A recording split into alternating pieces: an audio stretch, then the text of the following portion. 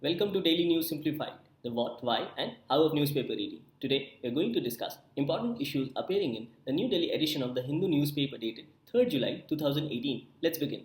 The first news appears on page number 1. The news reads, Cauvery Authority directs Karnataka to release water. At its first meet, no discussion on state's decision to move Supreme Court against CWMA. In this particular news, Kaveri Water Management Authority, that is CWMA, at its first meeting has directed the state of Karnataka to release water to Tamil Nadu. As you can see in this picture, river Kaveri flows from Karnataka to Tamil Nadu and flows into the Bay of Bengal. So this becomes very important that Kaveri flows from Karnataka towards Tamil Nadu, that is from west to east. Now this particular news mentioned about two bodies which are important from a UPSC perspective, and the two bodies mentioned are Cauvery Water Management Authority, which we just saw, and another is Cauvery Water Regulation Committee. So in this particular news, let's understand the power and functions of these two authorities and how these authorities came into being. But before that, let's understand which part of the syllabus of UPSC this news pertains to. This news forms a part of GS paper 2, specifically under Features of Indian Constitution. As you know, under Article 262 talks about interstate water disputes. So this forms a part of Features of Indian Constitution. And since these water disputes are generally between states, hence it also forms a part of the federal structure and can also be attributed under functions and responsibilities of union and the states and issues and challenges pertaining to the federal structure. Thus we see this news becomes important with respect to interstate water disputes. Coming back to the news, let us understand this news of Cauvery Water Management Authority as well as Cauvery Water Regulation Committee through the news covered in June edition of Focus magazine. So before understanding the two bodies, first of all, let us understand Article 262, what it specifically talks about. Article 262 of the Indian Constitution provides for adjudication of disputes related to distribution and control of waters of interstate river or valleys. And it is in this respect that Parliament under Article 262 has legislated the Interstate River Water Dispute Act 1956. So these disputes between states is governed through this Interstate River Water Dispute Act. And it is in this respect that Supreme Court had given certain decision. Let's find out that. The Supreme Court in its judgment of February 2018 had directed the central government to draft a scheme under section 6A of this Interstate River Water Dispute Act 1956 and said to draft the scheme within a span of 6 weeks to implement the tribunal award. So earlier a Cauvery Water Tribunal had already given an award and the Supreme Court has asked the central government to submit a draft scheme to implement the tribunal's award. So this particular section, that is section 6A, authorizes the central government to make schemes to implement decision of the tribunal constituted for adjudication of disputes. So a provision under Interstate River Water Dispute Act 1956 provides that a tribunal can be constituted to resolve river water disputes between two or more states. Hence, the central government, as per the direction of the Honorable Court, has submitted the Cauvery Draft Water Management Scheme. So let's find out what this Cauvery Draft Water Management Scheme is all about. So this says, what is this particular scheme? The central government has submitted a draft scheme to the Supreme Court to implement the final decision of the Cauvery Tribunal on water sharing between the riparian states of Karnataka, Kerala, Tamil Nadu and Pondicherry. This becomes a very important information from UPSC perspective. Further, it says the draft scheme has proposed to create a 9-member authority to monitor the implementation of Cauvery Tribunal's final award. It further says that the said authority shall be a 2-tier structure comprising of an apex body having power to ensure compliance with the final award and Cauvery Water Regulation Committee that will monitor the field situation and water flow. So here we know that there are two bodies, namely a Cauvery Water Management Authority and a Cauvery Water Regulation Committee. And this apex body shall ensure compliance with the final award and the Cauvery Water Regulation Committee shall monitor the field situation and water flow. It says the draft scheme has made central government the final arbiter in disputes between states regarding water sharing. Thus, as per the scheme, it has made the central government the final arbiter in disputes between states regarding water sharing. However, every state shall have a right to approach to a court of law if they are not satisfied with the center's decision. So, despite central government final order, if a state is not satisfied, then they may approach a court of law. So, the draft scheme has proposed to create a 9 member authority to monitor the implementation of Kaveri Tribunal's final award, and the said authority shall be a two-tier structure comprising of an apex body having power to ensure compliance with the final award and a Kaveri Water Regulation Committee which shall monitor the field situation and water flows of Kaveri. It further says that the draft scheme has made the central government the final arbiter in disputes between states regarding water sharing. However, if a state is not satisfied with the decision of the central government, then they are open to approach a court of law to address their grievances. In this respect, let us also understand some of the powers and functions of authority as well as CWRC, that is Cauvery Water Regulation Committee. As earlier discussed, that the authority shall be a 9 member body. So in this respect, it says the authority will have 5 nominees of the center and 4 of parties to the dispute. So these 9 members can be broken into 5 nominees of center and 4 nominees of party to disputes. Thus it says the authority will have 5 nominees of the center and 4 of the parties to the dispute and will supervise the operation of reservoirs and regulate water release with the assistance of CWRC, that is Cauvery Water Regulation Committee. It further says the CWRC is tasked with collecting details about inflows and storage positions of reservoir across states. So the CWRC is tasked with the duty of collecting details about the inflow as well as storage positions of reservoirs across states. It further says that the powers of authority would extend to apportionment, regulation, and control of Kaveri waters, supervision of operations of reservoirs, and regulation of water releases.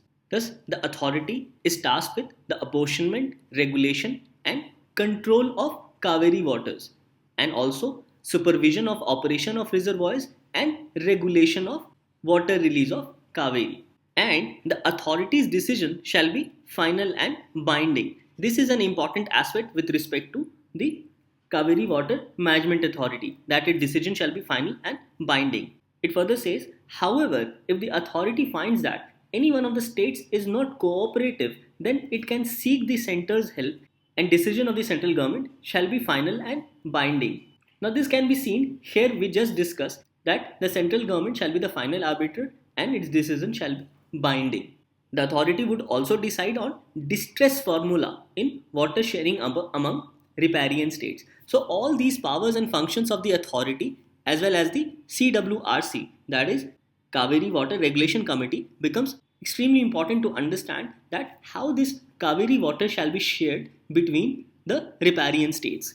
It further talks about help from central government, where it says the center can help the fighting states in 2 ways: by soliciting and suggesting suitable ways for speedy resolution of disputes and by intervening on behalf of states. So these are the mechanism which has been submitted by the central government as per the draft scheme. So the draft scheme specifically mentions elaborately about the power and functions of Cauvery Water Management Authority as well as Cauvery Water Regulation Committee, and these are the 2 bodies which you should be knowing with respect to your UPSC examination.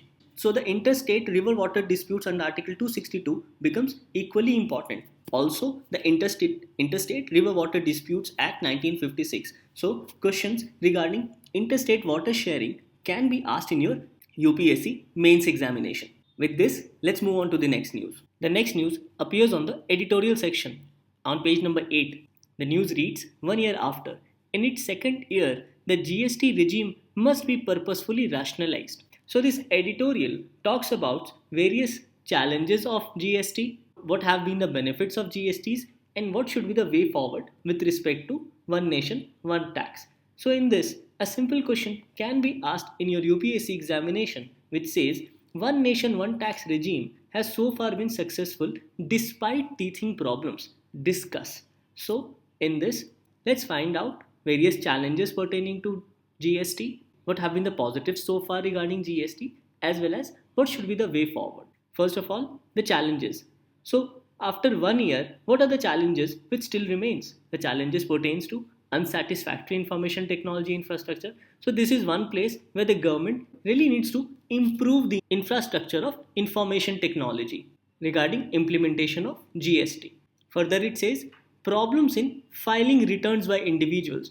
So, when GST came into being, there was a lot of confusion regarding filing of returns by citizens. So, the government should look forward to simplify this concept of filing returns. And in this respect, the government should also clear various doubts pertaining to GST. It further says that multiple tax rates spoil the essence of one nation, one tax concept. The whole idea of one nation, one tax regime, that is GST, was basically to minimize the slabs of taxes. However, this has not been achieved so far, and we can see various tax slabs with respect to GST. The government in this respect should look forward to reducing tax slabs, as it will not only simplify the process of GST filing but will also, in effect, reduce some of the tax burdens on various consumable products. Further, as we have just said, lack of simplification. So, when GST first came into being, it was assumed to be a very complex tax, as people found it very confusing with respect to filing of their GST returns. So, the government should look forward towards simplification of filing GST returns. So, these have been the implementation challenges. Let's look forward also to some of the positives with respect to GST. It says that despite initial challenges, the new tax has taken firm root and is altering the economic landscape positively. So, despite initial teething problems, this GST is firmly and formally taking a firm root in the economy and has effectively strengthened the indirect tax structure of the country. It further says India's tax net is widened due to new entry of over 4.5 million entities. So after GST, many of the traders have to come within the net of GST. So after implementation of GST, most of the traders who were earlier not in the taxing net got registered under the GST. This helped in increasing the tax base of the economy. It further says that widening tax net will also help in increasing direct tax collections, as the government now knows that which person is earning how much through GST collection. So it will further help in consolidating and also increasing direct tax collection. It further says that GST has caused an increase in revenue. The government is eyeing a little over rupees 90,000 crore a month to make up for the revenues earned under the earlier regime and also to compensate states for any losses due to GST. Thus, the widening of tax base has also led to an increase in revenue, and this is also helping the central government in compensating states. It then says that large part of informal economy became part of the formal economy. So ultimately it also helped in the formalization of Indian economy. So these are the benefits which can be said to be accrued through the implementation of GST. As GST strengthened the indirect tax structure of India, it formalized the informal economy. Many traders got registered under GST, which ultimately helped in increasing the tax base of the economy. It also helped in consolidation and increase in direct tax collection in the economy, and an increase in revenue also helped in compensating states with respect to any losses due to GST. So these are some of the positives which can be taken with respect to implementation of GST for the last 1 year. So with this, let's also understand what should be the way ahead with respect to implementation of goods and services tax in India. It says the government should further rationalize the GST structure. Yes. It then says increase in revenue should be utilized to address the fiscal concerns of the center and states. Definitely. In this, the increased tax base of the economy will definitely help in addressing the fiscal concerns of the state. It further says that the government should not tinker GST rates too often. Definitely, it creates confusion in the market. So, government should avoid tinkering of GST rates too often. It further says in its second year, the GST Council must pursue a time-bound approach to execute plans already announced to ease taxpayer woes, such as e-wallet for exporters and a simpler return form. So all these can be taken to be way forward. Further, it says that besides, there must be a roadmap to bring excluded products which so far yet have not been included within the GST net, such as petroleum, real estate, electricity, and alcohol. So these are the steps which can be taken by the government in the upcoming time with respect to implementation of GST. So I'm sure after going through this discussion, you will be able to answer this particular question, which reads, one nation, one tax regime has so far been successful despite teething problems. Discuss. You can discuss the various implementation challenges. You can discuss the positives of implementation of GST as well as a way forward regarding the implementation of GST in further time. As far as your syllabus is concerned, this topic gets covered under GS paper 3, specifically under economic development and under Indian economy and issues relating to it, as well as inclusive growth. Thus, this editorial on 1 year 1 tax with respect to completion of 1 year of GST becomes very crucial with respect to your UPSC examination. With this, let's move on to the next news. The next news appears on page number 8. The news reads, how to list cases better. The quality and efficiency of court functioning can be improved with simple tweaks. Now, this article pertains to cases of judicial delays, specifically about pending cases in various courts, including High Court. This article also stretches on how such prolonged pendency of cases impacts quality of judgment. As you can read in this particular question, it is asking a systematic and structural reform of the entire judicial system is the need of the hour. Discuss. So in this article, we'll go through various reforms which are necessary to decrease this judicial delay with respect to pending of cases. As far as the syllabus is concerned, this forms a part of GS paper 2, specifically under structure, organization and functioning of the executive and the judiciary. So coming back to the news, in this particular article, the Chief Justice of India has, on the findings of Supreme Court's Arrears Committee, has directed high courts to prepare action plans for disposal of cases which are 5 to 10 years old. And it is in this respect that the author has suggested to put in place a disposal review mechanism. And the author has also suggested that the manner in which judicial performance and accountability is measured must be revisited. So the author in this regard has suggested for reducing pendency of cases, a proposal of disposal review mechanism, and to revisit manners in which judicial performance and accountability is measured as of now. Generally, a performance of a court is measured through its rate of disposal of cases.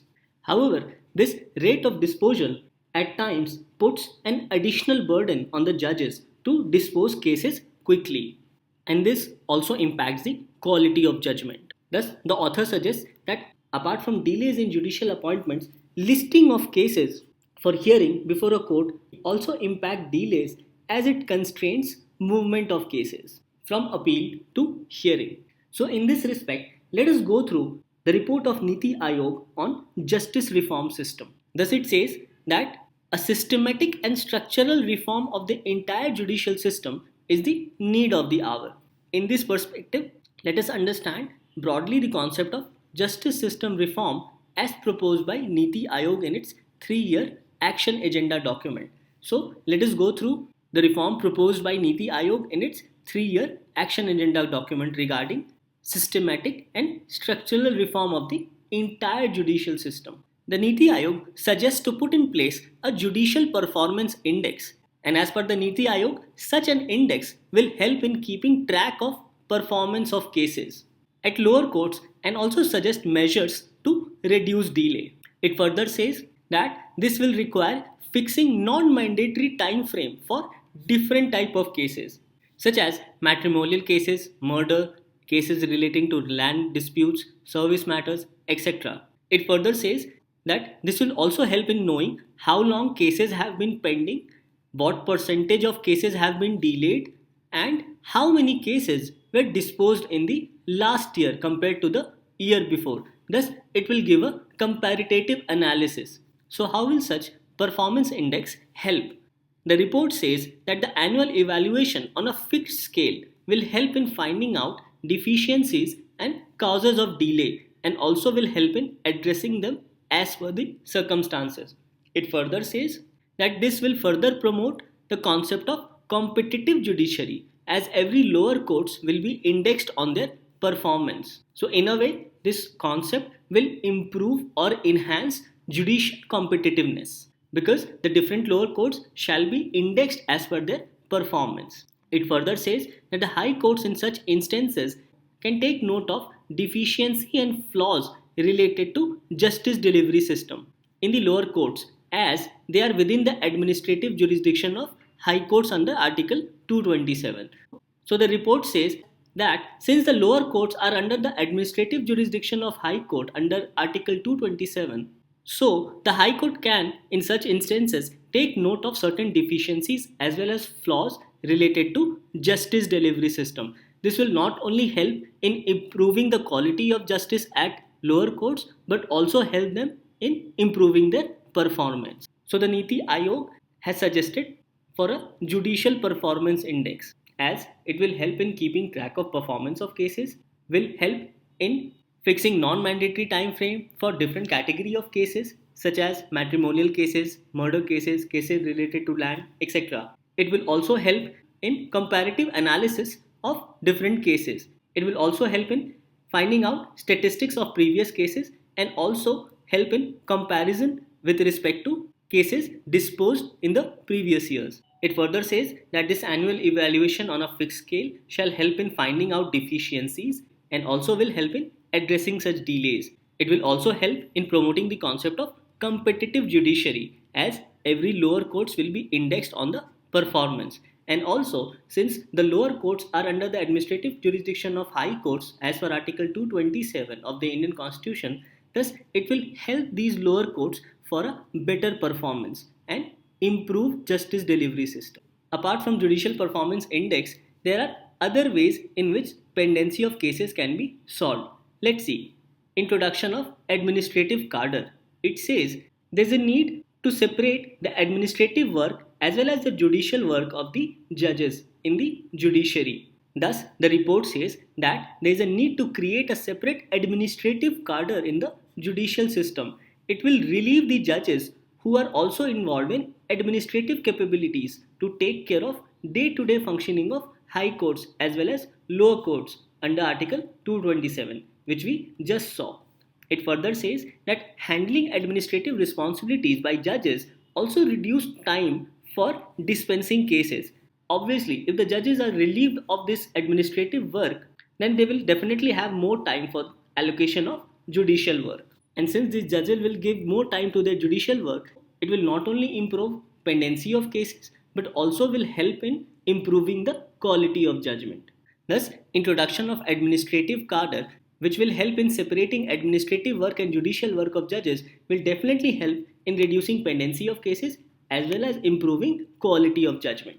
The report further talks about streamlining of judicial appointments, where it says steps must be taken to ensure availability of judicial statistics. Thus, it says that steps must be taken to ensure availability of judicial statistics to determine the requirement and adequacy of judicial manpower as well as infrastructure required to handle case burden. It further says this will also help in identifying number of vacancies at each level of the judicial system and filling them through evaluation based process. Thus, two things are important: to know where there is a vacancy and also to fill those vacancies as per a evaluation based process, and also to allocate judicial manpower with respect to handling of case burden. So all these things will effectively help in reducing pendency of cases across courts in India. Further says creating special courts, where the Law Commission in its 255th report had suggested to use special courts, as it will free the regular courts and such resources can be utilized to tackle more routine cases. So the creation of these special courts shall relieve the regular courts from day-to-day work. Thus, the regular court can allocate more time in the remaining cases.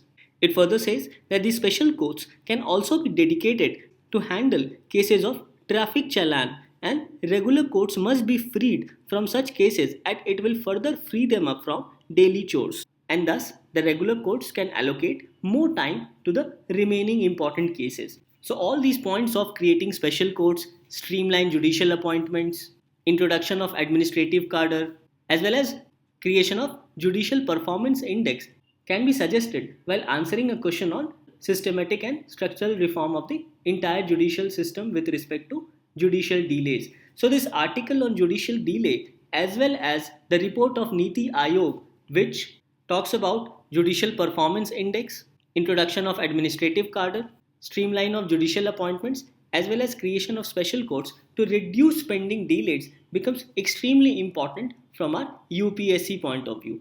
As we have already seen that this forms part of GS paper 2, specifically under structure, organization and functioning of the judiciary. So I'm sure after going through the discussion, you can at least attempt this particular question where it was asking a systematic and structural reform of the entire judicial system is the need of the hour. Discuss. You can discuss that why a structural and systematic reform is required. You can start by talking about judicial delays and pending cases, as it also impacts quality of judgment. So this article regarding judicial delay and pending cases becomes extremely important. With this, let's move on to the next news. The next news appears on page number 13. The news reads, Mehta panel recommends setting up AMC, that is Asset Management Company for large and stressed loans. It says, also lays out plan to resolve loans of small and medium enterprises in 90 days. So a committee which was formed under the chairmanship of Shri Sunil Mehta to examine setting up of asset restructuring company or asset management company, that is ARC as well as AMC, for faster resolution of stressed assets involving various public sector banks. And it is in this respect that Mehta Committee has suggested resolving the issue of stressed assets in public sector bank through a project called Project Sashakt. So in this respect, let's go through this particular question and then we'll try and understand all about this project Sashakt. The question reads, how can Operation Sashakt help in reducing stressed assets of public sector banks in India? So with this question, you can understand that this particular committee has suggested various steps to reduce these stressed assets in public sector banks. So we'll see one by one what these suggested measures are. But first, let's understand which part of the syllabus it pertains to. It belongs to GS paper 3, specifically under economic development and under Indian economy and issues relating to its planning, mobilization, resources, growth, development, as well as employment. So in this, let's find out all about Operation Sashakt. As said earlier, the Sunil Mehta Committee has suggested to resolve the issue of stressed assets in public sector banks, which is also called Project Sashakt. And in this respect, it has given a 5-pronged approach. These 5-pronged approaches are: first, outlining an SME resolution approach, that is small and medium enterprises resolution approach. Second, bank-led resolution approach. Third, AMC-led resolution approach, that is creation of an asset management company, which we just saw earlier. NCLT or IBC approach, that is through National Company Law Tribunal or Insolvency and Bankruptcy Code approach. Last, asset trading platform, so as to trade those toxic assets. And in this it says that Project Sashakt aims to strengthen the credit capacity, credit culture, as well as credit portfolio of the public sector banks. So effectively, it addresses the issue of credit infrastructure of public sector banks in India. Let's find out various mechanisms which the Mehta Committee has suggested with respect to various loans. First, it says resolution of bad assets below rupees 50 crore, and this should be solved within 90 days, where it says bank should create a focused vertical for management of stressed assets for priority resolution of small and medium enterprises with loans up to rupees 50 crore within 90 days. So it says that for loan up to rupees 50 crore must be resolved under 90 days. Then it further says resolution of loans between rupees 50 to 500 crore within 180 days, where it says that for loan between rupees 50 crore and 500 crore, the committee has called for a bank-led resolution approach. So the committee has said for loans between 50 to 500 crore, it will go for a bank-led resolution approach with the resolution being achieved in 180 days. It further says that in case the lead bank is unable to complete the resolution process within 180 days, the asset would go to the National Company Law Tribunal. So, if it's unable to resolve the case between 180 days, then this case will go to the NCLT, that is National Company Law Tribunal. Then it talks about resolution of loans above rupees 500 crore. For such loans, it says for loan above rupees 500 crore, the committee has recommended to set up an independent asset management company which will ensure healthy competition, fair prices and cash recovery. So any default of loan above rupees 500 crore, for this the committee has recommended to set up a independent asset management company which will also ensure healthy competition, fair prices and cash recovery. So in this respect, let us also understand some of the key benefits of this project Shashakt. So some of the possible benefits which could be accrued under project Shashakt is the idea behind is to ensure operational turnaround of the banks and stressed companies so that the asset value of such banks are retained and does not diminish further. So the main purpose is a operational turnaround of banks and such companies having stressed assets so that the value of such banks as well as companies does not diminish further.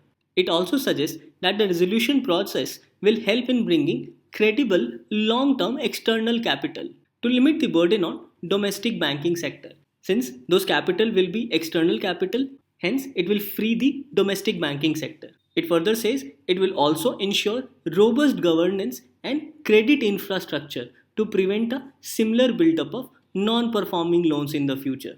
Thus we see the possible benefits which can be said as operational turnaround of banks and companies having stressed assets so as to ensure that their value does not diminish further, to help in bringing credible long-term external capital, to limit the burden on domestic banking sector as it will free domestic banking sector from all liabilities, and also says to ensure robust governance as well as credit infrastructure as it will help in preventing similar buildup of non-performing loans in the near future. So these can be some of the possible benefits of this Operation Shashakt. So I'm sure after going through this discussion, you can attempt writing this particular answer where it was asking how can Operation Shashakt help in reducing stressed assets of public sector banks in India.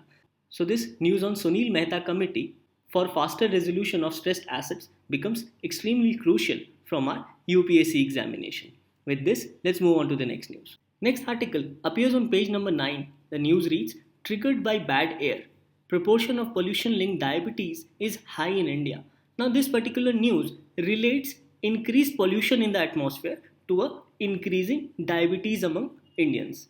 And this increased pollution in the atmosphere has impacted a number of citizens in the country. So a question on impact of pollution on health of citizens can be asked in the examination. Similarly, a question has been placed here which reads, what are the possible impact of pollution on health? Can such increased pollution levels in the atmosphere lead to a decrease in economic output? Obviously, if a person is not healthy, then he will be not able to contribute in the economic development of the nation. Thus, a clean environment is also essential for a improved economic output. So let us find out what this article exactly talks about.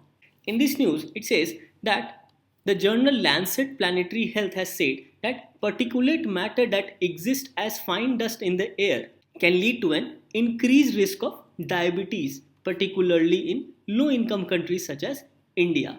It further says that studies have shown that fine dust particles enters the blood streams through the lungs, reducing insulin production. So this fine dust particles which is entering the lungs is reducing insulin production. It further says that this factor adds to the diabetes burden which affects more than 420 million people globally. Insulin is a protein-based hormone made by the beta cells of pancreas, and insulin plays a key role in the regulation of glucose level in the blood. Thus, insulin regulates glucose level in the blood by signaling the liver, muscle as well as fat cells to take in glucose from blood. And if the body has sufficient energy, then in such case, insulin signals the liver to take up glucose and store it as glycogen. Thus, a decrease of insulin in the body may impact the sugar level in the blood. Thus, insulin plays a key role in the regulation of blood glucose level in the body. Coming back to this, it says India tops in the list in terms of disability adjusted life years, which measures years of healthy life loss due to pollution linked diabetes. Now, this is an important aspect as we have seen that an increase of pollution has also led to a reduction in insulin production in the body. Further, it says that researchers estimate that nearly 8.2 million years of healthy life were lost globally in 2016, and out of which India lost 1.625 million healthy years. It further says where high economic growth has led to higher pollution burdens, lower income countries such as India have been affected the most. So, increasing pollution has affected lower income countries such as India and also its people. Hence, it is in this respect that this particular research becomes very important, and you can utilize these concepts while writing answer in your examination if a question is asked with respect to impact of pollution on our health. And you know that if a population of a particular place is not healthy, then it will not result in better growth. Thus, a healthy population is essential for healthy growth, and for this, a healthy environment is also necessary. I am sure you can attempt this question after going through this discussion. It gets covered under GS paper 3, specifically under environment, and particularly under environmental pollution and degradation. So this article on triggered by bad air becomes important from your UPSC perspective. With this, we come to an end to discussion of today's newspaper. Please subscribe to our channel and press the bell icon for daily DNS updates. With this, let's move on to the question for the day.